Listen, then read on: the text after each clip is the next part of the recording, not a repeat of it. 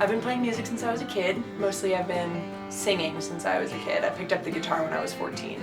But my dad plays the banjo and the guitar, and so I grew up playing and singing old folk, bluegrass, old-time duets with my dad.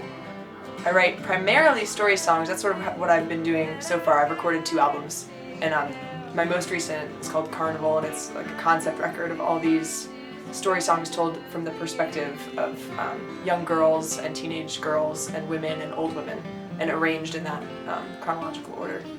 I'm certainly taking a cue from some of my favorite songwriters, including Gillian Welch and Hazel Dickens and Ella Belle Reid.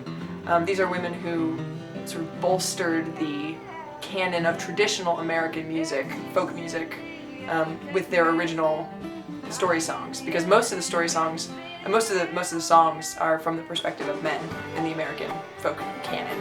So they sort of added all these new perspectives that were missing, which I really loved and wanted to continue. I think Americana music is an ever-evolving, it's kind of an amorphous blob, really. For me, Americana music is music that employs influences of American roots styles of music, or just American styles of music. And there are so many American styles of music that, yeah, of course it's going to be kind of amorphous. There's old-time fiddle and banjo music, there's Cajun music, there's jazz, there's blues, there's gospel, there's rock and roll. I mean, it's just all of these influences, and then combining them to create something that's new is the goal. As a songwriter, that I'm coming with these story songs and trying to bring this tradition of storytelling into a more contemporary space that is totally Americana.